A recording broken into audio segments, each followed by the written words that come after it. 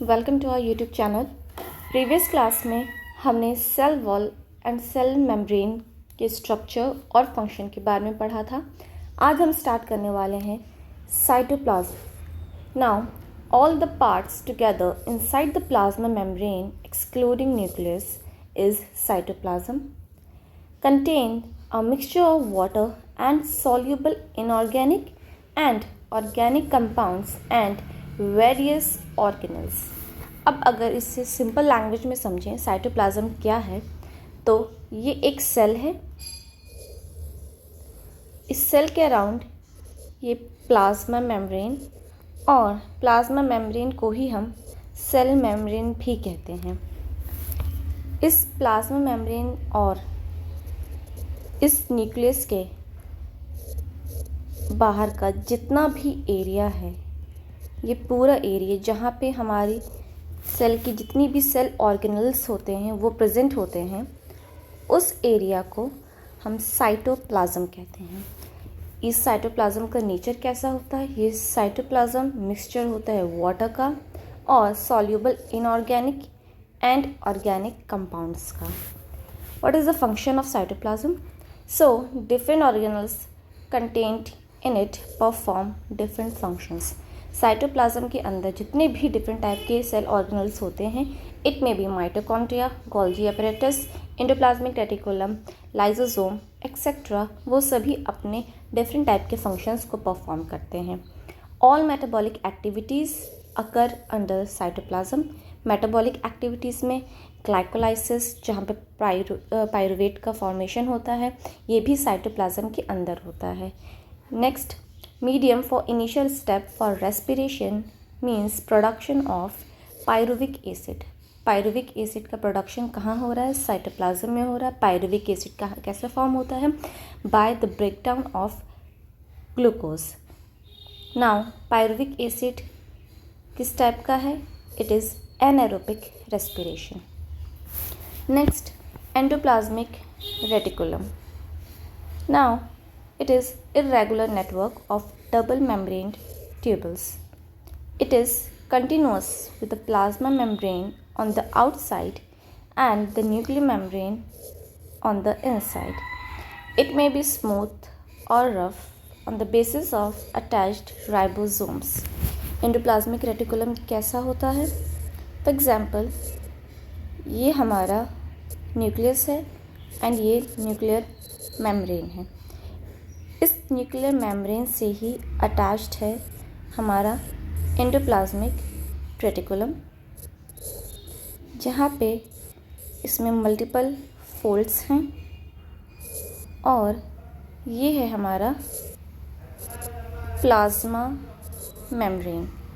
So it is attached to plasma membrane from outside and from nucleus from inside. It is double membrane in structure, and endoplasmic reticulum may be smooth endoplasmic reticulum or rough endoplasmic reticulum. It is depend upon the attachment of ribosomes. Ribosomes are small circular structure which are responsible for the production of protein. If these ribosomes get attached with endoplasmic reticulum, then it is called rough endoplasmic reticulum. अगर endoplasmic reticulum के साथ किसी भी तरीके का कोई भी ribosome attach नहीं है, तो इस एंडोप्लाज्मिक रेटिकुलम को हम स्मूथ एंडोप्लाज्मिक रेटिकुलम कहते हैं। Now what is the function? It is a supportive framework for the cell synthesize and transport of protein and fat. Endoplasmic reticulum क्या करता है? ये हमारी सेल को एक सपोर्टिव फ्रेमवर्क प्रोवाइड कराता है, एंड ये सिंथेसाइज करता है एंड ट्रांसपोर्ट करता है प्रोटीन को एंड फैट को। अगर हमारे सेल की प्लाज्मा मेम्ब्रेन किसी भी रीज़न की वजह से डिसरप्ट हो जाती है, तो उस कंडीशन में भी एंडोप्लाज्मिक रेटिकुलम रिस्पॉन्सिबल होता है इसको रिपेयर करने के लिए। सो ये भी एंडोप्लाज्मिक रेटिकुलम का एक फंक्शन है। Next, mitochondria. माइटोकॉन्ड्रिया को हम और क्या कहते हैं? Power house of cell.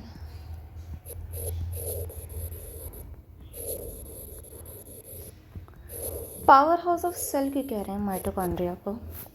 अगर हम सिर्फ पावर हाउस वर्ड देखें तो नॉर्मली हम पावर हाउस क्या कहते हैं? वो स्टेशन जहाँ से हम सभी के घरों में इलेक्ट्रिसिटी आती है, उस स्टेशन को हम पावर हाउस कहते हैं। क्यों? क्योंकि वहाँ से इलेक्ट्रिसिटी जनरेट हो रही है और सभी के घरों तक पहुँच रही है, तो इसीलिए हम उस स्टेशन को पावर हाउस कहते हैं।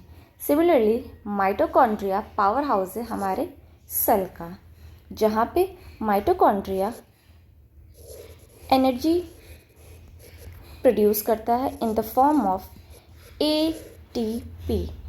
What is the full form of ATP? It is adenosine triphosphate.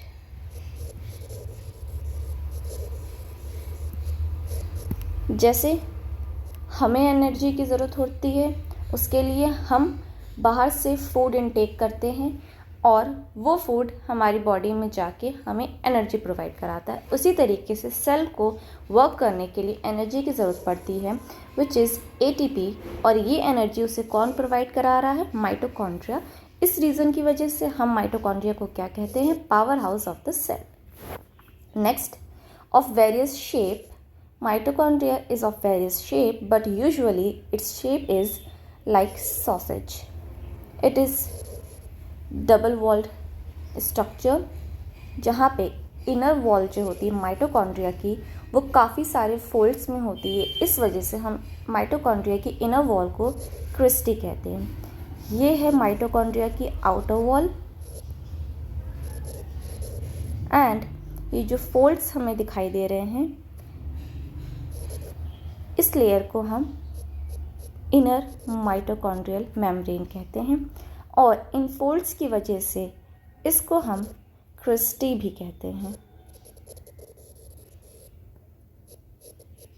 Okay, next, mitochondria have their own DNA containing several genes. जिस तरीके से हर एक सेल के पास उनके न्यूक्लियस के अंदर उनका जेनेटिक मटेरियल प्रेजेंट होता है, इट में भी DNA और RNA। सिमिलरली माइटोकॉन्ड्रिया के पास भी उसका अपना DNA प्रेजेंट होता है to perform its own functions. It also contain their own ribosomes. Mitochondria आपके पास अपने खुद के राइबोसोम्स होते हैं। किस टाइप के राइबोसोम्स होते हैं? ये 70S टाइप के राइबोसोम्स होते हैं, which is responsible for the production of protein for mitochondria only. Next function क्या है माइटोकॉन्ड्रिया का? It release energy from pyruvic acid produced in the cytoplasm in the form of ATP। हमने अभी cytoplasm में क्या पढ़ा था कि साइटोप्लाज्म में पायरुविक एसिड का प्रोडक्शन होता है, which is an anaerobic respiration. So cytoplasm से पायरुविक एसिड आएगा माइटोकॉन्ड्रिया के अंदर, एंड माइटोकॉन्ड्रिया के अंदर ये प्रोड्यूस करेगा ATP, seeds of cellular aerobic respiration, and stores energy. Now the breakdown of pyruvic acid for the release of ATP, ये किस टाइप का रेस्पिरेशन होगा? ये एरोबिक रेस्पिरेशन होगा, and it stores energy. Next, mitochondria क्या करता है? एनर्जी प्रोवाइड करने के अलावा माइटोकॉन्ड्रिया सिंथेसाइज करता है रेस्पिरेटरी एंजाइम्स। वो एंजाइम्स जिनकी नीड होती है हमें रेस्पिरेशन के लिए, उनको भी सिंथेसाइज करेगा mitochondria. Next, Golgi apparatus. Animals के केस में हम गोल्जी एपरेटस कहेंगे, but in case of plants इसको हम गोल्जी एपरेटस के अलावा डिक्टियोजोम्स भी कहते हैं।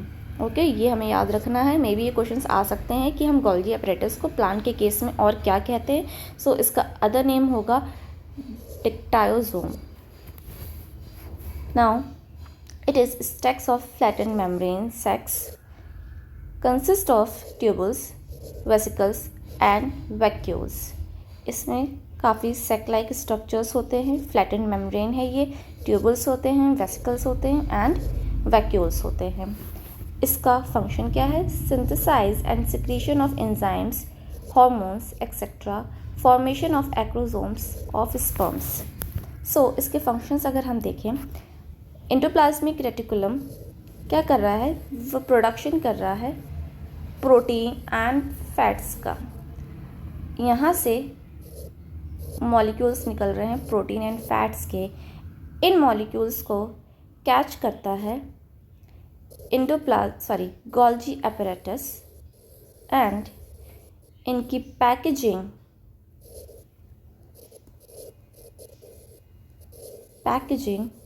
एंड ट्रांसपोर्टेशन का काम होता है गोल्जी एपरेटस का, to transport it to its real space where it is needed. Next क्या है ये? Formation of acrosomes of sperm. Sperm का स्ट्रक्चर देखें, कुछ इस टाइप का स्पर्म का स्ट्रक्चर होता है, जहाँ पे ये जो आपको ट्रायंगुलर शेप नज़र आ रहा है टोपी की तरह, इसको हम एक्रोसोम कहते हैं। This is head and this is tail of sperm. Now जब स्पर्म ओवम के साथ फ्यूज़ करता है तो सबसे पहला जो एनकाउंटर होता है वो एक्रोसोम का होता है। Now this acrosome is filled with proteolytic enzyme, जो ओवम की जो आउटर लेयर होती है उसको ब्रेक कर देती है। सो ये एक्रोसोम की फॉर्मेशन कहाँ से हो रही है? इस एक्रोसोम की फॉर्मेशन हो रही है गोल्जी एपरेटस से। ओके, आगे चलते हैं। Next is ribosome. अभी हमने पिछली वाली स्लाइड में राइबोसोम के बारे में इतनी नॉलेज तो हमें हो गई है कि राइबोसोम क्या होता है और इसका फंक्शन क्या है। It is protein synthesis. अब कुछ और पॉइंट्स इसके बारे में देख लेते हैं। सो it is small granules either scattered in the cytoplasm or attached to the outside of endoplasmic reticulum। क्या पढ़ा हमने? राइबोसोम या तो साइटोप्लाज्म में नॉर्मली स्कैटर्ड होगा, पड़ा होगा, नहीं तो ये एंडोप्लाज्मिक रेटिकुलम में उसके आउटर सरफेस पे अटैच्ड होगा। अगर राइबोसोम एंडोप्लाज्मिक रेटिकुलम के आउटर सरफेस पे अटैच्ड है तो इस एंडोप्लाज्मिक रेटिकुलम को हम क्या कहेंगे? इसे हम कहेंगे rough endoplasmic reticulum. Now it is single walled, dense, spherical body composed of RNA. So हमारा जो राइबोसोम है ये क्या है? ये सिंगल सेल का है, सिंगल मेम्ब्रेन है। कैसी बॉडी है ये? स्फेरिकल बॉडी है, स्फेरिकल शेप में है। एंड किसका बना हुआ है ये? RNA का बना हुआ है। RNA का फुल फॉर्म क्या है? Ribo nucleic acid. Okay, next is lysosomes.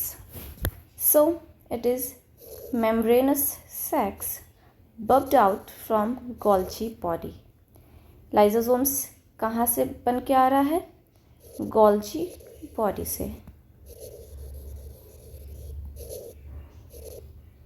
Lysosomes का मैन्युफैक्चर हो रहा है। It contain 40 different types of enzymes. Lysosomes के अंदर कितने different type of enzymes present होते हैं? 40 different types of enzymes are present in lysosomes. Now, what is the function? So, it contain intercellular digestion. Lysosome क्या करता है? For example, this is lysosome and this is our cell. अब बाहर से कोई XYZ foreign body जो कि cell के लिए हार्मफुल है, वो अगर सेल के अंदर एंटर करती है तो लाइसोसोम उसे इनटेक करता है और उसे सेल के अंदर ही अपने डिफरेंट टाइप के एंजाइम से उसे डिग्रेड कर देता है और सेल से उसे बाहर फेंक देता है। Next is destroy foreign body. When cell is old और injured, these rapidly destroy organelles, hence called suicide bags। अब हम लाइसोसोम्स को हम सुसाइड बैग भी कहते हैं। सुसाइड बैग हम इसको लाइसोसोम को क्यों कह रहे हैं? लाइसोसोम को हम सुसाइड बैग इसलिए कहते हैं जब हमारा सेल या तो बूढ़ा हो जाए, बूढ़ा इन द सेंस पुराना हो जाए, इसकी लाइफ लिमिट एक्सटेंड हो जाए, नहीं तो सेल के अंदर कोई इंजरी हो जाए। अब इन दोनों कंडीशंस में सेल जो होती है वो पूरे बॉडी के लिए हार्मफुल बन जाती है। अब वो अपनी सेल हमारी बॉडी को कोई इफ़ेक्ट ना करे, इस वजह से लाइसोसोम्स खुद ही अपनी सेल को डिस्ट्रॉय कर देगा। इस वजह से इसे हम सुसाइड बैग कहते हैं। It digest cartilages during formation of bones. जब बोन्स की फॉर्मेशन होती है तो उस टाइम पे कार्टिलेज को डाइजेस्ट करने का भी काम कौन कर रहा है? लाइसोसोम्स कर रहे हैं। Okay, now what is centrosomes? Centrosomes present only in animal cells. Okay, a region surrounding the centrioles located near nucleus. It contains one or two centrioles. Centrioles are surrounded by microtubules. So, for example, this is a cell and the region where these small structures are present, this region is called centrosome, which comprises two centrioles. ये centrioles किसके बने होते हैं? ये centrioles बने होते हैं microtubules के।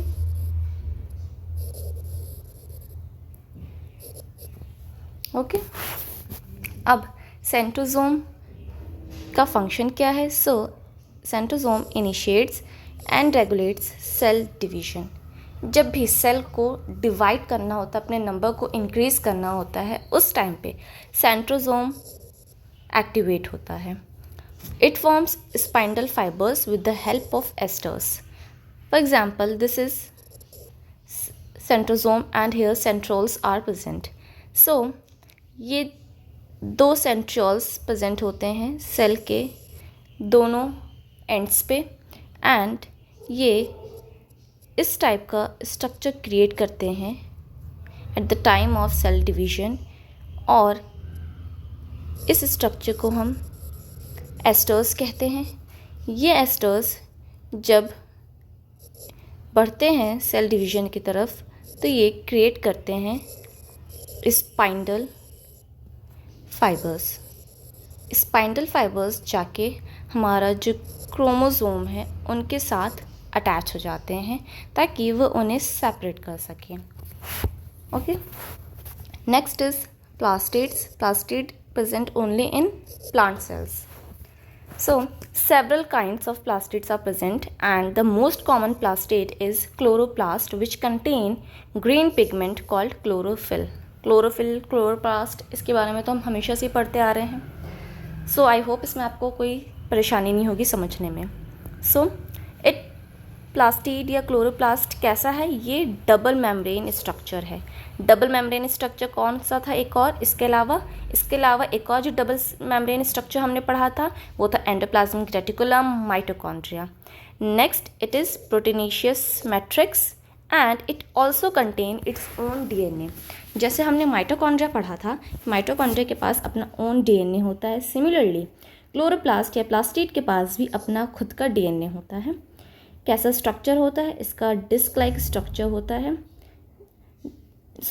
इसके अंदर एक डिस्क लाइक स्ट्रक्चर होता है जिसे हम थैलाकॉइड कहते हैं, विच कंटेन क्लोरोफिल। अब स्ट्रक्चर देखते हैं हम ज़रा क्लोरोप्लास्ट का।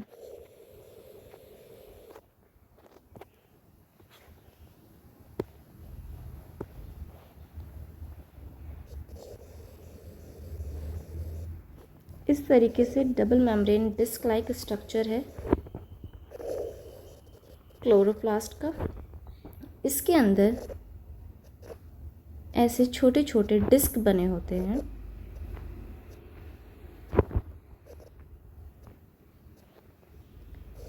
इन सिंगल डिस्क को हम थैलाकॉइड्स कहते हैं। एंड इस पूरे स्ट्रक्चर को हम ग्रेना कहते हैं। नाउ इन थैलाकॉइड्स के अंदर ही ग्रीन पिगमेंट होता है जिसे हम क्लोरोफिल कहते हैं। सो क्लोरोफिल कहाँ प्रेजेंट होता है? क्लोरोफिल क्लोरोप्लास्ट के अंदर डिस्क लाइक स्ट्रक्चर होता है जिसे हम थैलाकॉइड कहते हैं। उन थैलाकॉइड्स के अंदर जो ग्रीन पिगमेंट होता है उसे हम क्लोरोफिल कहते हैं। And chlorophyll is responsible for photosynthesis. Next function देख लेते हैं। Chloroplast, it is green in colour, it traps solar energy for photosynthesis, contain the pigment chlorophyll. Chloroplast के अंदर क्या होता है? ग्रीन पिगमेंट होता है जिसे हम क्लोरोफिल कहते हैं। ये क्या करता है? ये सोलर एनर्जी को ट्रैप करता है for the process of photosynthesis. Next is leucoplast. Leucoplast का क्या काम है? ये स्टोर करता है starch for plant. Next is chromoplast. Chromoplast का क्या काम है? Impart colour to flowers and fruits. Chromoplast क्या करता है? फ्लावर्स को और जितने भी फ्रूट्स होते हैं डिफरेंट डिफरेंट कलर्स के, उनको उनका कलर जो प्रोवाइड करा रहा है वो है chromoplast. Contain the pigment xanthophyll. Xanthophyll कैसा पिगमेंट है? ये एक येलो कलर पिगमेंट है। एंड कैरोटीन, कैरोटीन कैसा पिगमेंट है? ये एक orange and red colour pigment है। ओके, क्लोरोप्लास्ट क्या कर रहा है? ये फोटोसिंथेसिस करता है। Leucoplast store the starch and chromoplast provide the colour to flowers and fruits. Next is nucleus. Now nucleus is the largest cell organelle, mostly spherical in shape and dense. Nuclear membrane with pores to allow substance to enter and leave. Contain network of thread-like structure called chromatin fiber which contain DNA. Nucleus कैसा है? Nucleus largest cell organelle है and nucleus mostly spherical होता है shape में और काफ़ी dense होता है। ठीक है, न्यूक्लियर मेम्ब्रेन में पोर्स प्रेजेंट होते हैं। ये न्यूक्लियर मेम्ब्रेन है, यहाँ पे छोटे छोटे पोर्स प्रेजेंट है न्यूक्लियर मेम्ब्रेन में। ये पोर्स क्यों प्रेजेंट हैं? ताकि न्यूक्लियस साइटोप्लाज्म से कुछ चीज़ें ले भी सके और अपने पास की चीज़ों को वो साइटोप्लाज्म में रिलीज भी कर सके। इस वजह से इसके पास पोर्स होते हैं।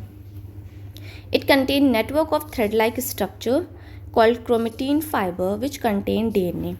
नेक्स्ट हमारे न्यूक्लियस के पास क्या प्रेजेंट है? हमारे न्यूक्लियस के पास काफ़ी सारे थ्रेड लाइक स्ट्रक्चर्स प्रेजेंट हैं।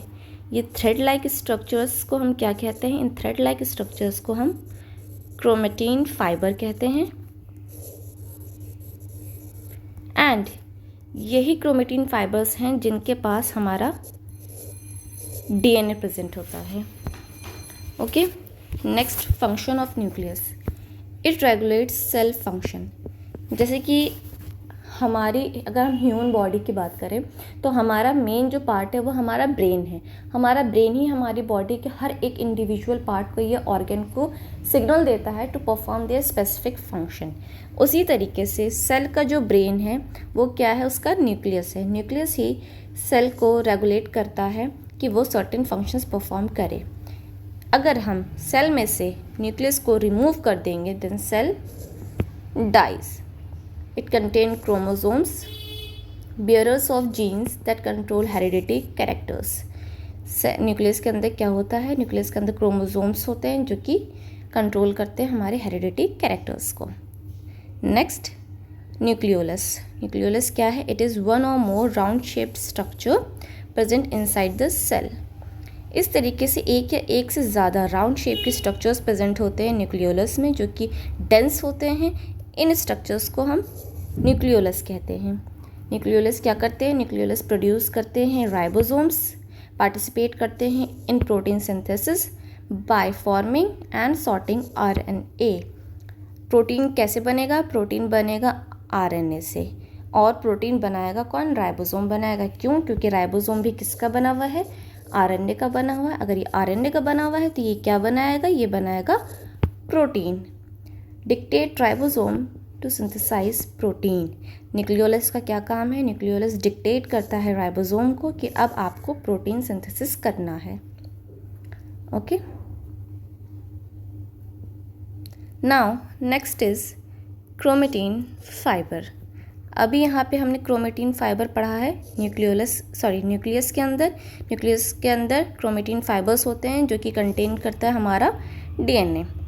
अब थोड़ा और इसके बारे में समझते हैं, क्रोमेटिन फाइबर के बारे में। The fine thread like network in the resting stage of the nucleus which condense into chromosome during cell division. अभी यहाँ पे हम काफ़ी थ्रेड लाइक स्ट्रक्चर्स देख रहे हैं, और इन थ्रेड लाइक स्ट्रक्चर्स को हम क्रोमेटिन फाइबर्स कहते हैं, ठीक है। But at the time of cell division के टाइम पे ये जो क्रोमेटिन फाइबर्स हैं ये आपस में कंडेंस होके एक स्ट्रक्चर क्रिएट करते हैं, और इस स्ट्रक्चर को हम क्रोमोसोम कहते हैं।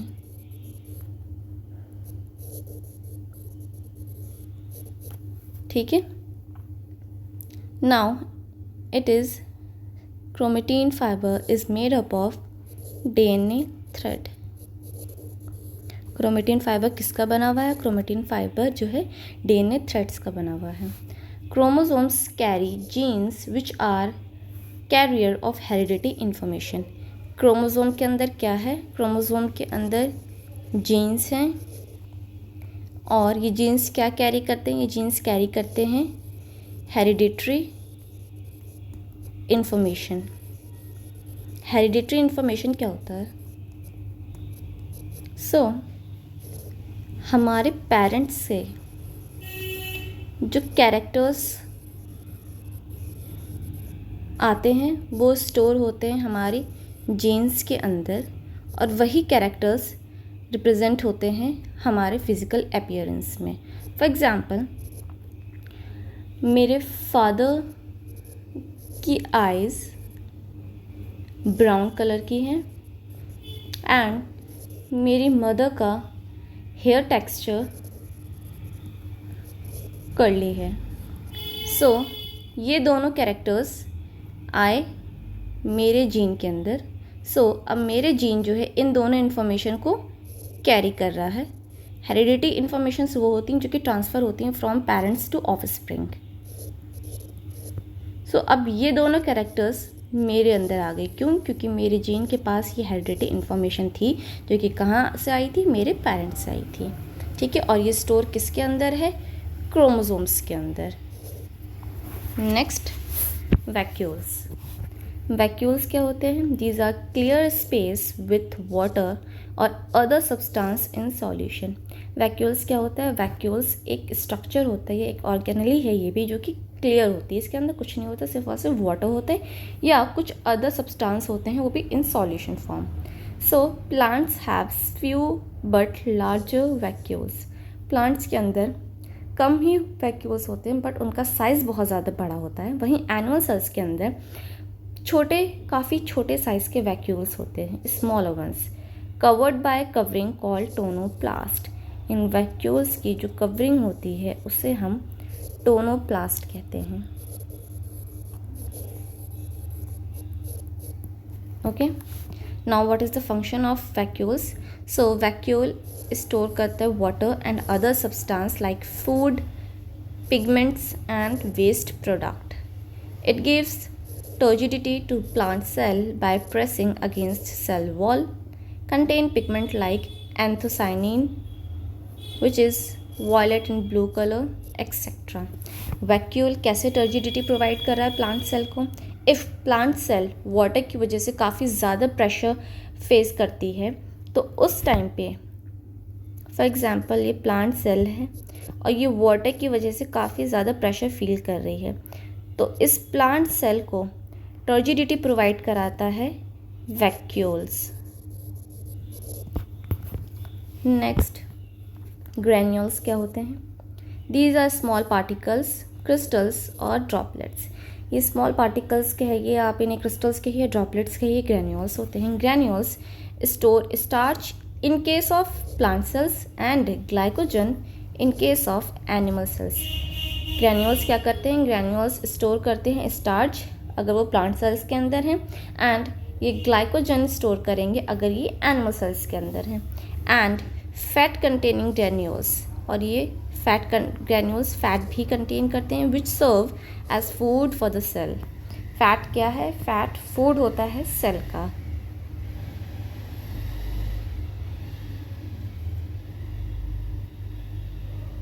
अब यहाँ पे हम डिफरेंस देखेंगे प्लांट एंड एनिमल सेल्स के अंदर।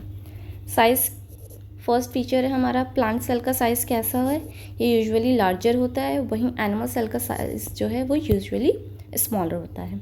सेल वॉल, प्लांट सेल में सेल वॉल होती जो कि सेलुलोज की बनी हुई है, बट अनफॉर्चुनेटली एनिमल सेल में कोई भी सेल वॉल नहीं है। साइटोप्लाज्म, प्लांट सेल का साइटोप्लाज्म ज़्यादा डेंस नहीं होता, वहीं एनिमल सेल का साइटोप्लाज्म काफ़ी ज़्यादा डेंसर होता है एंड मोर ग्रैनुलर होता है। ग्रैनुलर क्या? इसमें काफ़ी ज़्यादा ग्रैन्यूल्स प्रेजेंट होते हैं। Next, arrangement of cytoplasm. Cytoplasm का अरेंजमेंट कैसा है?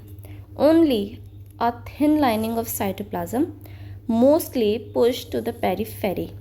प्लांट सेल के अंदर साइटोप्लाज्म जो है काफ़ी थिन होता है और ज़्यादातर ये पेरिफेरी की तरफ पुश्ड होता है, वहीं एनिमल सेल का साइटोप्लाज्म फिल्ड होता है ऑलमोस्ट द इंटायर सेल, पूरी की पूरी सेल को कवर करे होता है साइटोप्लाज्म एनिमल सेल के केस में। वहीं प्लांट सेल के अंदर ये ज़्यादातर जो है पेरिफेरी की तरफ होता है साइटोप्लाज्म। प्लास्टिड्स प्लांट सेल में प्रेजेंट होते हैं, बट एनिमल सेल में ये एब्सेंट होते हैं। सेंट्रोसोम प्लांट सेल में एब्सेंट होता है, बट प्रेजेंट कहाँ पे होता है? एनिमल सेल में। भी कौन से स्टेज पे? सेल डिवीजन के स्टेज पे। Next, vacuoles. प्लांट सेल में लार्जर एंड प्रोमिनेंट वैक्यूल्स होते हैं, वहीं एनिमल सेल में वैक्यूल्स होते तो हैं, बट क्या है, ये स्मॉल होते हैं एंड टेम्पररी होते हैं, concern with excretion and secretion. Concern vacuoles का क्या होता है? इसमें एक्सक्रीशन का एंड सिक्रेशन का। ठीक है, तो ये डिफरेंसेस थे प्लांट सेल्स के एंड एनिमल सेल्स के। नेक्स्ट हम देखेंगे gross structure of the 3 essential parts of cell. Cell की जो 3 इसेंशियल पार्ट्स हैं उनके बारे में थोड़ा और अच्छे से अभी हम समझेंगे। यहाँ पे हम बात करेंगे सेल मेम्ब्रेन की, जिसको हम प्लाज्मा मेम्ब्रेन भी कहते हैं, which encircles the cell. It is living membrane having fine pores. Cell membrane कैसा होता है? ये लिविंग होता है, बट सेल वॉल कैसी होती है? प्रीवियस क्लास में हमने पढ़ा था सेल वॉल डेड होती है एंड वो फ्रीली परमिएबल है, फ्रीली परमिएबल। बट हमारा सेल मेम्ब्रेन कैसा है? सेल मेम्ब्रेन हमारा सेमी परमिएबल है, जिसे हम सेलेक्टिवली परमिएबल भी कह सकते हैं और डिफरेंशियली परमिएबल भी कह सकते हैं। What does it means? It means that it allow only certain substance to pass through while preventing others. For example, ये हमारी सेल मेम्ब्रेन है, इसका पोर साइज हम अज्यूम करते हैं 10 mm है, तो वो सभी पार्टिकल्स जिनका साइज़ 10 mm या इनसे कम होगा, लेस होगा, सिर्फ वही कैपेबल होंगे कि वो सेल साइटोप्लाज्म से सराउंडिंग इन्वायरमेंट में चले जाएं या सराउंडिंग इन्वायरमेंट से सेल साइटोप्लाज्म के अंदर आ जाएं। ठीक है, वो सभी ऑब्जेक्ट जिनका साइज़ 10 mm से ज़्यादा होगा वो एंटर नहीं कर सकते। It is called semi permeable, कि सेलेक्टिव चीज़ें ही सेल के अंदर आ सकती हैं through cell membrane. Next, in plant cell an additional outermost non-living layer called cell wall present which surrounds the cell membrane। वहीं प्लांट सेल में क्या होता है, प्लांट सेल में सबसे पहले जो आउटर मोस्ट लेयर होती है वो नॉन लिविंग होती है, डेड सेल होती है जिसे हम सेल वॉल कहते हैं। उसके बाद सेल मेम्ब्रेन प्रेजेंट होती है। Cell wall is mostly made up of cellulose. Cell wall plant cell की किससे बनी हुई होती है, सेलुलोज की बनी हुई होती है। It gives a definite shape and rigidity to the cell. Cell wall क्या करती है, सेल वॉल प्लांट सेल को एक डेफिनेट शेप प्रोवाइड करा रही है और उसे रिजिडिटी प्रोवाइड करा रही है, मीन्स टफनेस प्रोवाइड करा रही है। It is freely permeable. Cell wall कैसी है, फ्रीली परमिएबल है, मीन्स ये हर टाइप के सब्सटेंस को, मॉलिक्यूल्स को, आयंस को, सॉल्वेंट्स को, सभी को ईजिली अलाउ करती है सेल के अंदर एंटर करने के लिए।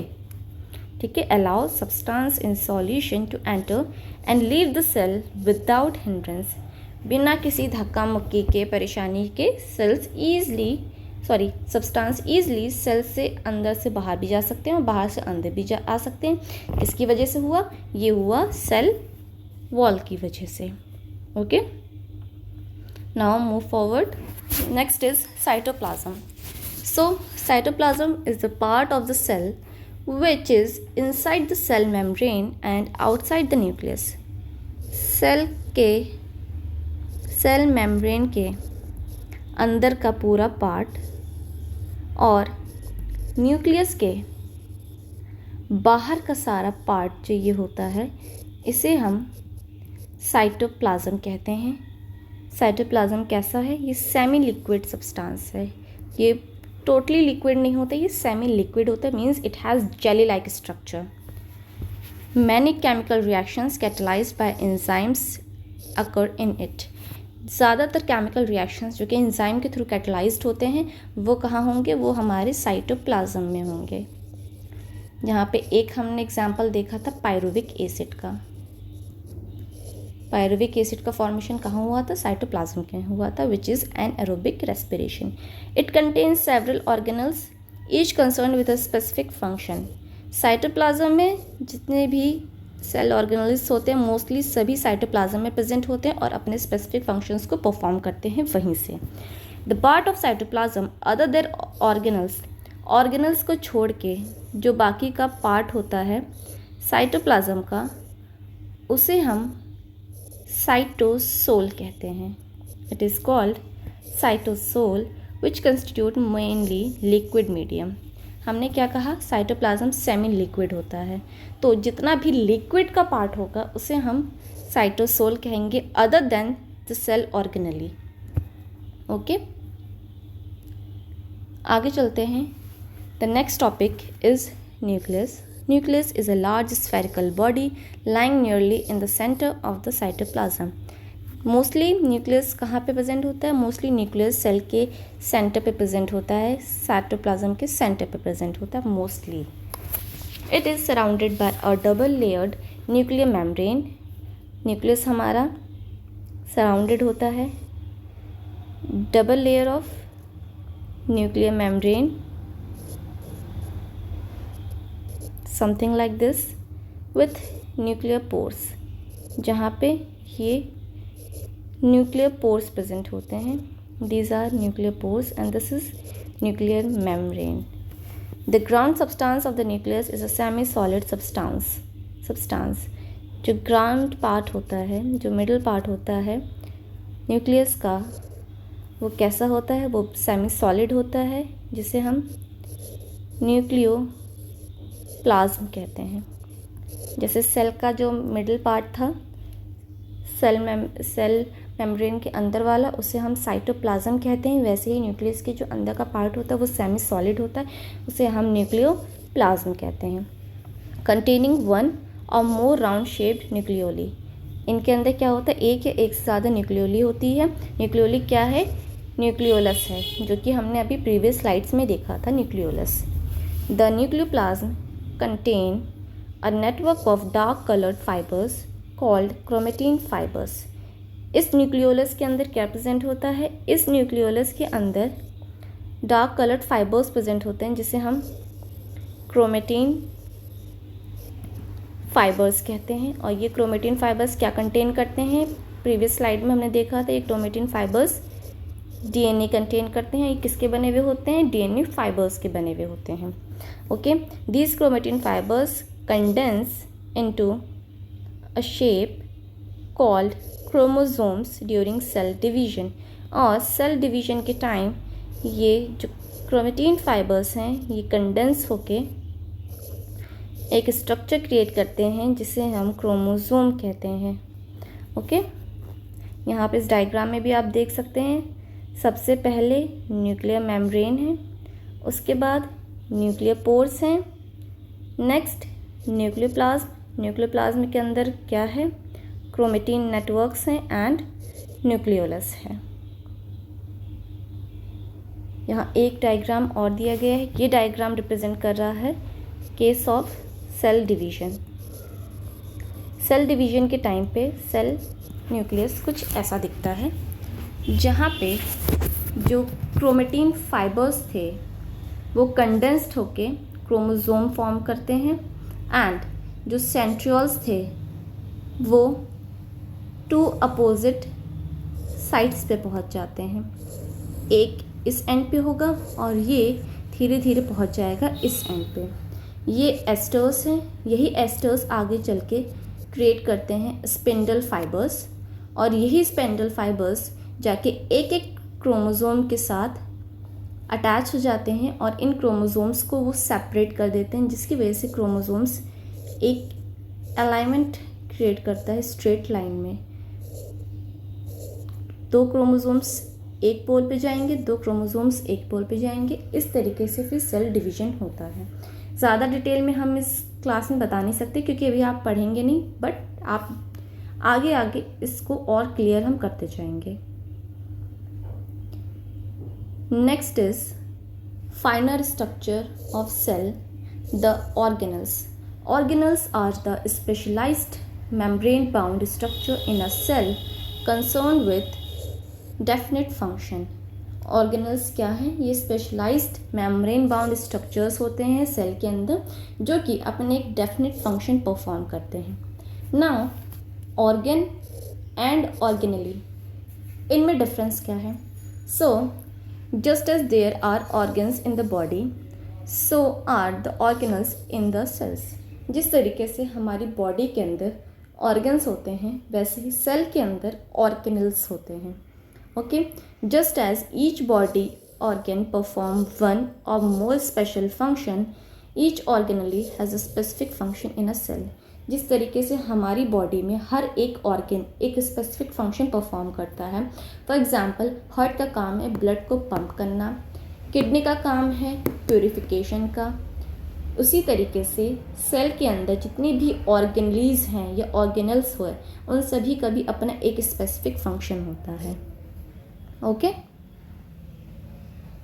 The living parts of a cell which consist of cytoplasm, nucleus and other living bodies, उसे हम collectively प्रोटोप्लाज्म कहेंगे।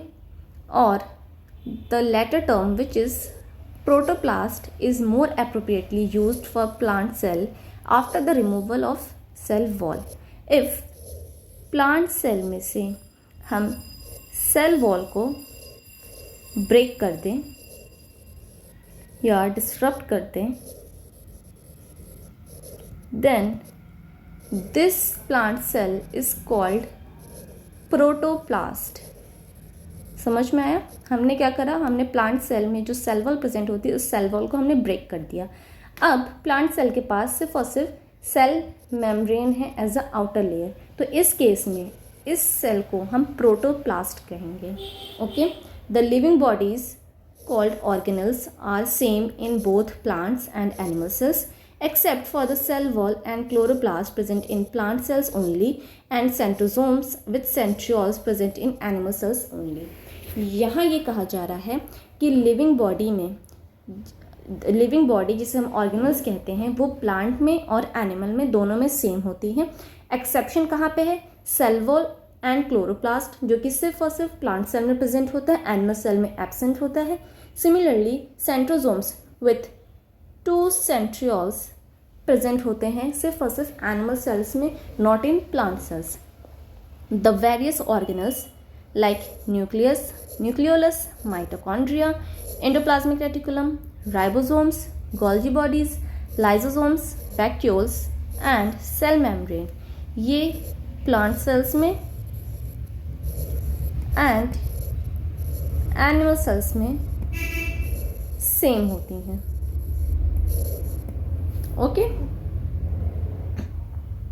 नेक्स्ट यहाँ पे एक एक्सपेरिमेंट शो करा गया है जहाँ पे हम माइक्रोस्कोप की हेल्प से अनियन के सेल्स को ऑब्जर्व करेंगे. इसके लिए सबसे पहले हमें किसकी ज़रूरत पड़ेगी? हमें एक अनियन की ज़रूरत पड़ेगी. इस एक्सपेरिमेंट में हम क्या करेंगे, हम अपनी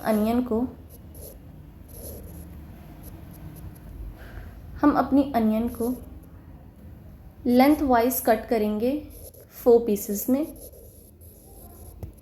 कट करने के बाद हमें कुछ इस तरीके से अनियन बल्ब्स मिलेंगे 4. अब इनमें से किसी एक पीस ऑफ अनियन को लेके हम उसके जो सबसे थिकेस्ट पीस होगा, लीफ होगी अनियन की, उसको हम निकालेंगे. उसमें से इनर साइड पे हम एक थिनेस्ट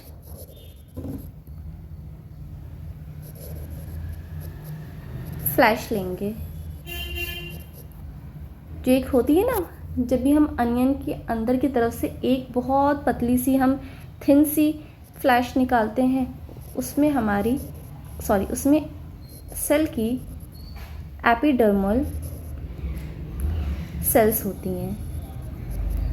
जब हम उस थिनेस्ट पीस को एक्सट्रैक्ट कर लेंगे, अब इसको हम कट करेंगे स्क्वायर शेप में. उसके बाद इसको हम स्टेन करेंगे डाई से. फॉर एग्ज़ाम्पल हमने सैफ्रनीन डाई लिया है जिससे हम इस पीस ऑफ अनियन को डाई करेंगे. अब एक ग्लास स्लाइड लेंगे. इस ग्लास स्लाइड के ऊपर हम अपना स्पेसिमेन रख देंगे जो कि इस टाइम स्टेन्ड है विथ सैफ्रनीन. अब क्वेश्चन ये आता है कि हम अपने पीस को, स्पेसिमेन को हम डाई क्यों कर रहे हैं. सो डाई करने का रीज़न ये है कि जब हम सेल्स को माइक्रोस्कोप के अंदर देखेंगे तो वहाँ पे वो कलरलेस होती हैं. हमें नहीं समझ में आएगा कि हमें अनियन सेल्स दिखाई दे रही हैं नहीं दे रही हैं. सो उनको देखने के लिए हम यहाँ पे इसको स्टेन करते हैं डाई से, ताकि वहाँ पे हमें सेल्स जो हैं वो क्लियरली विजिबल हों. उसके बाद इसके ऊपर हम एक और कवरिंग रखते हैं जिसे हम कवर स्लिप कहते हैं. नाउ हम अपनी इस ट्यूब को माइक्रोस्कोप के अंदर ऑब्जर्व करते हैं तो हमें कुछ इस टाइप के सेल्स स्ट्रक्चर दिखाई देते हैं. और मेनली सभी का जो न्यूक्लियस होता है वो किसी वन साइड शिफ्टेड होता है. Nucleus shifted one side. अब ज़रा इसको आगे देख लेते हैं. यहाँ पे ये सेल्स दिखाए गए हैं, अनियन सेल्स हैं ये अंडर माइक्रोस्कोप. तो इन सभी का ऑलमोस्ट शेप कैसा है, रेक्टेंगुलर है. और ये जो डॉट दिखाई दे रहे हैं ये है nucleus. So the cells of onion peel have somewhat rectangular shape. Each cell has a prominent cell wall, a nucleus and the cytoplasm encircling one or two large vacuoles. ठीक है, क्या है, मोस्टली या समवॉट रेक्टेंगुलर शेप है cell का. Cell wall कैसी है, बहुत ही प्रोमिनेंट है.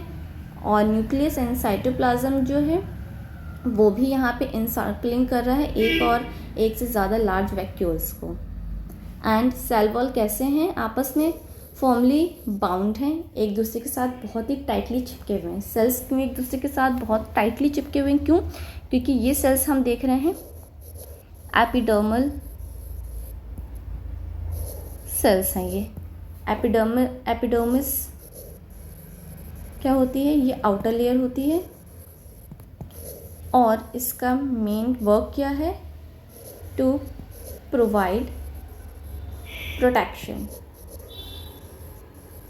अगर सेल्स एक दूसरे से दूर दूर होंगे, उनके बीच में इंटरस्पेशियल स्पेस होगा, तो उसकी वजह से कोई भी फॉरेन पार्टिकल सेल के अंदर एंटर कर सकता है।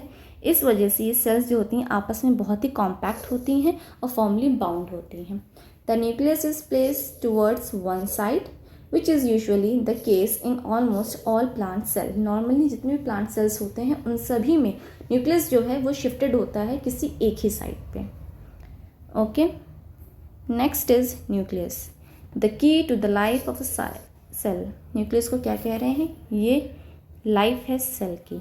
Although every part of cell contributes to the life of the cell as a whole. Cell में जितने भी ऑर्गेनेल्स हैं उन सभी का अपना रोल है और वो सभी एक साथ मिलकर सेल को ज़िंदा रखती हैं, उसको अलाइव रखती हैं। येट द की परफॉर्मर और the master of each cell is the nucleus. But जो मेन है, जो हेड है, कहते हैं ना कि हर एक फैमिली कैसे मिलती है, हर एक मेंबर को मिला के एक फैमिली बनती है, बट उस फैमिली का हेड कोई एक होता है। उसी तरीके से सेल का हेड कौन है? न्यूक्लियस है। This can be easily understood by an experiment performed on amoeba. अब न्यूक्लियस कैसे सेल का हेड है, इसको हम समझेंगे एक एक्सपेरिमेंट के थ्रू जो कि हमने अमीबा पे परफॉर्म करा है। So in first image we can clearly see कि यहाँ पे एक अमीबा है। अमीबा डिवाइड करा 2 डॉटर अमीबा में। ये दोनों डॉटर अमीबा मैच्योर हुई, ये डिवाइड हुई तो 2 और डॉटर अमीबाज बनाया और टोटल उन्होंने 4 डॉटर अमीबाज बनाए। ठीक है, इस तरीके से अमीबा जो है अपनी ग्रोथ करता जाता है, डिवाइड करता जाता है। नेक्स्ट इमेज में हम ये देख रहे हैं, हमने क्या करा, अमीबा में से उसके न्यूक्लियस को हमने रिमूव कर दिया। सो इन नेक्स्ट जनरेशन जो अमीबा आया वो विदाउट न्यूक्लियस था। The amoeba is without nucleus और वी मे कॉल इट इनन्यूक्लिएटेड, और अल्टीमेटली अमीबा इज डाइड। सी में हम क्या देख रहे हैं डायग्राम में कि हमने क्या करा, अमीबा में से न्यूक्लियस रिमूव करा। सो नेक्स्ट जनरेशन जो थी वो इनन्यूक्लिएटेड अमीबा था। It is enucleated amoeba. But हमने क्या करा, किसी दूसरे डोनर अमीबा में से न्यूक्लियस निकाल के हमने ट्रांसफ़र कर दिया रिसिपिएंट अमीबा में जो कि पहले इनन्यूक्लिएटेड था। तो अब फिर से जो रिसिपिएंट अमीबा था ये फिर से अलाइव हुआ एंड इसने फिर से डिवीजन स्टार्ट कर दिया। सो यही चीज़ लिखिए, if the nucleus from another amoeba is transplanted to an enucleated amoeba, the recipient survives and divide while the donor which is now innucleated amoeba dies. So इससे हमें ये पता चला कि न्यूक्लियस क्या है। Nucleus is the key performer और master of each cell. So I hope आपको ये चैप्टर पूरा क्लियर हुआ हो। सो अगर किसी भी तरीके की दूसरी क्वेरी है सो प्लीज़ कमेंट सेक्शन में बताइएगा। Thank you.